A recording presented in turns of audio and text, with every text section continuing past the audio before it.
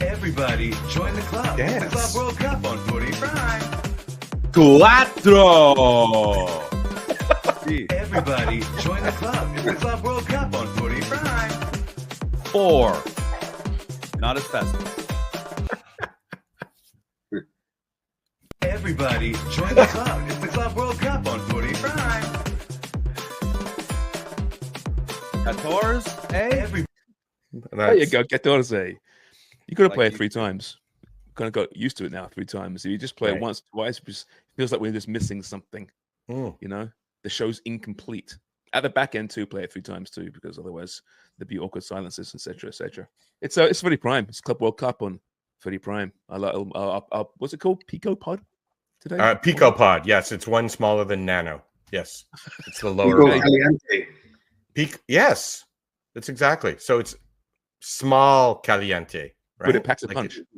Right. Right. That's what this podcast is. It packs a punch. We punch above our weight, which is kind of fitting, actually, considering the theme of today's show, right? Yes. You can watch the semi-finals of the Club World Cup for free on DAZN. For free. 3 p.m. Get the app, sign up, go to DAZN.com, whatever you want to do, sign up. Tons of content. Like, you got highlights of all the matches. And, of course, the matches with today, seeing Chelsea against Fluminense. I'm James Sharman. Jimmy Brennan's here. Jeff Cole's here. There's Dan Wong. Wonger with lettuce, bacon, and tomatoes. You've been going for the food theme this week. Yeah, I've been trying to put myself in a space where I'm losing some weight. So I throw it all out there, and I choose the food that's healthy for me. So out of this Wonger, lettuce, bacon, and tomatoes, I'm eating the Wonger and lettuce and tomatoes. I've made a choice too recently that when I do say I go out and buy food, which is less and less now, I opt for the regular size, not the large size. And, you know, it's a big adjustment, but it is huge. And you know what? I'm quite satisfied after the regular size sub, for example. I'm fine. Tony says that too. If only, JC. If only. She never had the large size to begin Speaking with. of Pico pods. It's just a shame the camera adds 10 pounds for you two. Yeah, 20, Jimmy. I'm going to say it's 20 pounds. So Chelsea Fluminense, to the topic at hand. What would you think would be the percentage chance that Opta is the main statistic? You know what it is. Anyway, what would you say they were saying was the percentage for Fluminense to win the Club World Cup before the tournament started? Oh, good question. That's like, are we doing like 50-1? Is that what you're? No. Is that give us a percentage. Give us an actual percentage. Oh, percentage. Wow, 50-1 would be 2% anyways, right? So I'd say 1.5%. Not bad. Jimmy, fancy a guess? Yeah, I'm going to say 0.8%. So how much? 0.8. Oh, 0.8. 0.8. Oh, okay. 0.8. JC? I'm going to go with 30%. 30. Okay, well, you're all heavy wrong. favorites. Jimmy wins, though, getting closest to. So up to, before the tournament started, in their preview, 0.05% chance for Fluminense to win this thing. Now, listen, they haven't won it yet. They haven't got to the final yet, but they've become the story, I think it's fair to say, at the Club World Cup. They came second in their group, a group that many didn't favor them to come out of at all. They held Borussia Dortmund and remember the Sundowns? Yeah. South Africa. Held them to draws. Yeah, great draws. And then they beat Ulsan Hyundai to advance. So it was a relatively weak group, actually. I don't know why they weren't favored to come out of that group, because I would have picked them to come out of that group. But then they beat Inter Milan, of course, in the round of 16. And then in the quarters, it was Al Hilal. So it's become the story, Jimmy, and it's Brazilian football. We shouldn't be surprised. They were perhaps the least favored of the Brazilian teams, but it's still Brazilian football, a team that is in the midst of its season. I know Enzo Maresca's mentioned that, they just have more energy, the Brazilian players, because of where the seasons are. Yeah, bit of an excuse, isn't it? But let's just give them credit. I love to see a Brazilian team at this point in the tournament. I think it needed it. Yeah, I agree with you. And the thing is, too, what I love is that the Brazilian fans, they travel well, don't they? Oh, God. They support their team. It's ridiculous. And maybe they're in season, they're in form at the moment. and a lot of the European teams are a little bit tired, finishing up their seasons, going straight into this. So I think it's great the Brazilian teams are there. They deserve it. Well, look at the captain, Thiago Silva, one of the best players ever. He's leading the way for Fluminense. But I think it's great having the Brazilian team in there. For sure it is. And I think it's going to be an exciting match against Chelsea as well. I'm looking forward to seeing their fans, because Fluminense fans, even Botafogo, all the other Brazilian teams, their fans play a huge role. They get right behind their teams, don't they? They do. And you've seen that throughout this tournament. You mentioned Thiago Silva there, and we talked about him in the last show. But I think most of us thought when he was leaving Chelsea and PSG, it was PSG then Chelsea? My brain. Yeah. It was done. That was it. It's the career's kind of over. His little swan song, their old retirement dance. Well, he's in the Club World Cup semi-final. I think he's shown that he had plenty more in the tank. And as mentioned before, that if you look at Google it, I found it on YouTube, wherever, his speech to the team before the match last time out was just inspiring, to say the very, very least. They got the best kits, haven't they? Maybe the best kits in the tournament. That red and green, again, the old vertical stripes.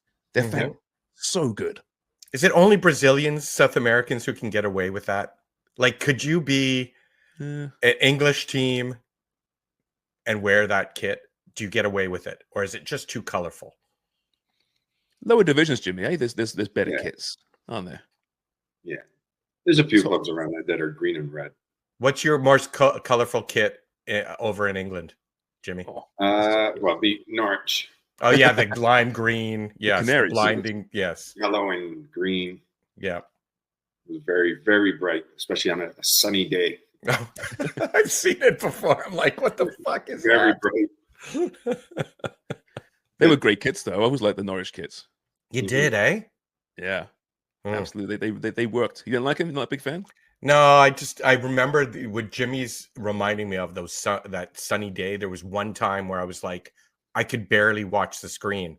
It was hurting my eyes. No, because the reflection was like, because you couldn't see their faces. You couldn't see their faces because the green hue with the reflection, you're like, who are these faceless men? It was like a pornographic dream that I once had. The fans are great at Carroll Road. Like when you're in the stadium and the game's on, like the whole place is just yellow and green. Everybody's in the kit. Well, look at our colors, Wonga. We like lime green. Yeah. In fact, but it's not overwhelming. It's hints of it. Right? You can buy on the website, actually, a Footy Prime soccer shirt. I think you may have one over your shoulder, actually. Wonga, is it hanging up there? Yeah. And it's very vivid. Yeah, look at that. Yeah. If you're on the YouTube audience, take a look. But it's not overwhelming. It's not overwhelming. It's a great. I love that kit. Yeah. You can buy that if you want. Go to wearefootyprime.com. We really need to start giving some of this stuff away as well as prize packages, eh, Wonga? Yeah. Let's work on that. Yes. Work on that. We need a delivery truck to drive up to Newmarket. Yeah. Well, I've got a truck. It's a you do? Too. Yeah, I've got a truck. Well, perfect. We can do that. Perfect. Okay. Yeah, so back to Fluminense. Renato Gaucho, the manager too, big personality.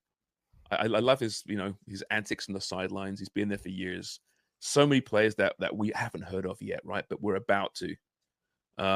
And I think if you're a neutral, you're really hoping they beat Chelsea today. I know Enzo Maresca has been talking about Brazilian football and how he just reveres it. I like what he says here. There are two things that, for me, are very clear in the two games that we face against Brazilian teams. One is the quality, but at the same time, it's very clear the energy that they have for different reasons, and we don't. Chelsea lost to Flamengo in the group phase, then beat Palmeiras, so that they're used to Brazilian teams. He's pulling the old end of season card here, Jimmy. Yeah, trying to take pressure off. Is that what it is?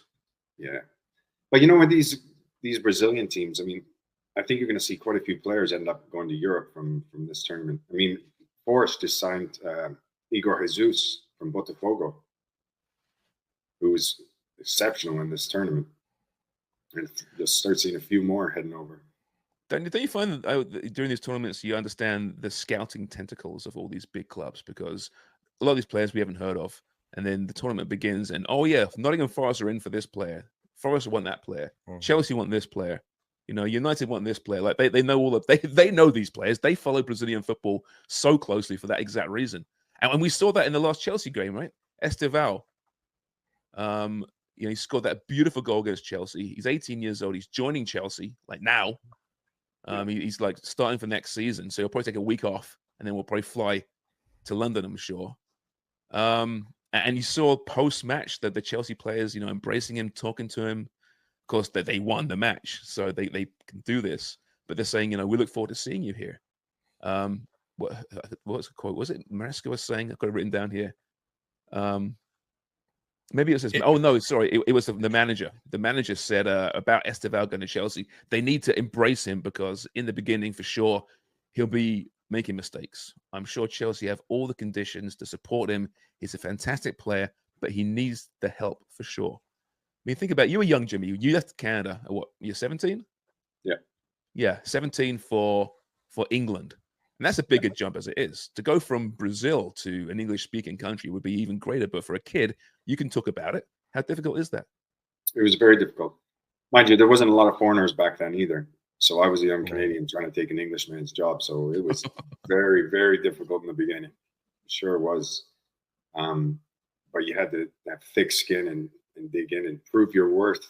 And then once they realized, okay, this guy can play, then you settled in quite quickly once you started getting into the first team and getting your games in.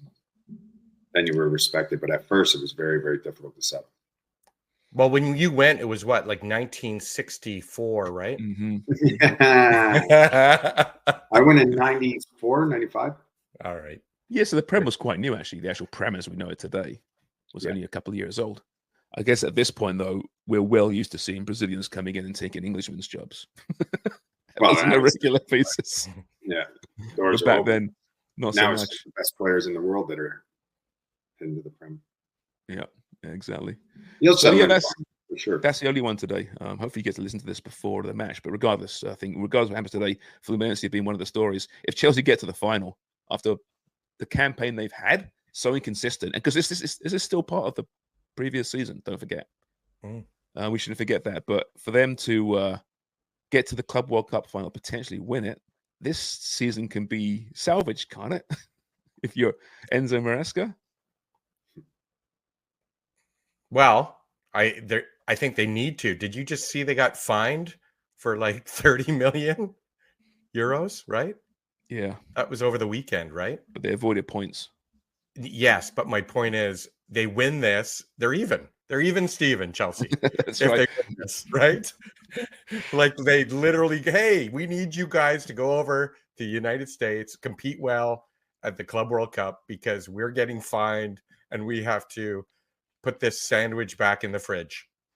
If they win today, right? Because if they win the final, today, it's 125 mil. Well, then it's a submarine that goes in the fridge. Yeah, there's been no talk about 1 million euro bonuses for those players, has there? No, that's off the table. Yeah, you're doing it for your careers here, boys. There's the motivation. But it should be a good one today. I'm looking forward to that. That's is it noon today? Is it 3 today? No, 3 p.m. for both of them Eastern time. That's right. And I just wanted to comment the way Jimmy says Botafogo. I really like. It was my favorite name of the entire like that pronunciation. It's my favorite, and it also reminded me of. I thought it was a Brazilian street food. Doesn't it sound good? I want that. Does actually. Yeah. Botafogo. Yeah, I want a Botafogo. Like it could be a great name for a band too. Oh yes, Botafogo. That's a good band name. Yeah, some band from the 90s. Gotta look it up. Botafogo. You see, FIFA, just one little point here. FIFA have opened up a New York office at the Trump Tower. Gianni's been working the Trump angle pretty hard the last year or so. He wants to be close to his mate Don, so they're opening up there. So have fun with that, listeners, viewers. You should say nothing about it because I do want to go to the States at some point. Yes, when it all settles down, and not be whisked away to Alligator Alley right before we go on our Saudi Arabian trip. Right. Yes, exactly. Yeah, you can't be too political here because we're happy to go to Saudi Arabia for the right money. No problem there whatsoever. Dubs, it's getting lower and lower 100%. For Dubs. Used to be like $100 million. No, No, it's like $18 and a bus ticket. Yes. Yeah. Yeah, exactly. All right. Anything else you want to get to? Women's Euro. Just here the matches. Germany, Denmark. Actually, good game. And Sweden, Poland. So that's happening tomorrow. Rian Wilkinson's Wales team plays again. So that's something to watch. And I was wondering, one last question: are there any big underdogs? And I know we talked a little bit this, but going into you're a semifinalist. I was thinking the World Cup where Croatia and Morocco, Jimmy, were in the semifinals. You've done everything you can to get to the semifinals. If you're Fluminense, and yes, they're going up against Chelsea, who's had kind of a mediocre year, as Sharms was referring to, are you an underdog? You keep the underdog mentality, but on a pure level, are you an underdog anymore? You're in the semis. In the semis, but I think they're probably looking at Chelsea, just the size of Chelsea and how big it is worldwide. And Fluminense, don't get me wrong, is a big club, but you feel that you are kind of the underdog going into that match, and the pressure is a little bit on Chelsea. So It has to be, right? It has to be. But the underdog stories are good. I think when you look at underdogs, the one that really stands out to me would probably be Leicester City winning the Premier League. I mean, they were at like 5,000 to 1 to win at the beginning of the season. They thought they were going to get relegated, and all of a sudden, this team that's an underdog goes the whole way and wins the Prem that year, which was a fairy tale story. So, As a percentage, what is 5,000 to 1? Wouldn't that be? Well, it would be 0.001. One more level down. Is it one more level down? I think so. 0.002. I think is what it would be. So 2 zeros, yeah. But I wanted to talk about Botafogo again. Botafogo, and this is AI, Botafogo can refer to several things, most notably a neighborhood in Rio de Janeiro, a Brazilian football club, and a Portuguese galleon. The name literally means set it on fire in Portuguese. Really? Yeah. A Portuguese galleon. That sounds amazing, eh? Mm-hmm. Not any galleons anymore, are there? That's how Jimmy in 1964 sailed over to England on his trip. On his galleon. Yeah. You had to go on a Portuguese galleon. Having to eat limes to avoid the scurvy. Yeah. Do you know we actually had a Canadian who actually played for Botafogo? What? Tony Manesi. Oh. Yeah. When was that? Oh, he played back in, let's see, 2000, 2001. Really? Tony Manesi? Yeah, he was signed with Botafogo, center back. Played with the national team. He did, yeah? Do you know what he's doing now? Is he back home or did he stay there? He's in Brazil right now. He's in Brazil? But he's from here. He's from Canada, born in Mississauga. His family were Brazilian, and then he moved back. He played a lot of his career in Brazil. Okay, so this would be a great interview. Jimmy, do you know Tony well enough to give him a bell? Yes, I do. Well, let's get an interview. I mean, a Canadian in Brazil. What a story! The culture shock from a Canadian footballer and how he ended up there. Well, you know what he's doing now? He's running a giant corporation that it's a shipping. He's a shipping magnate. Oh, he makes galleons. Yeah, exactly. Does he really? Okay. Yeah. Tony and the Galleons. Another great band name. That's right. Yeah. Galleon would be a great name for like some kind of hair metal band, eh? Galleon. I bet there is actually. But Jimmy, can you reach out to him and let's get him on the show because that'd be a fascinating story. Absolutely.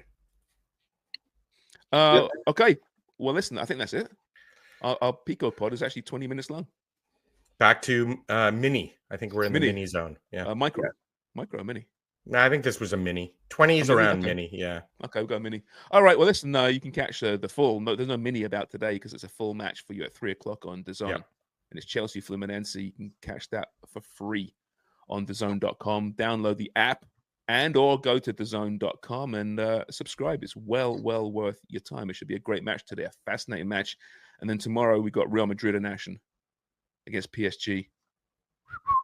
A match fit for a final, as they'd say. This has been Footy Prime. Thanks, everyone. Cheers for watching and or listening.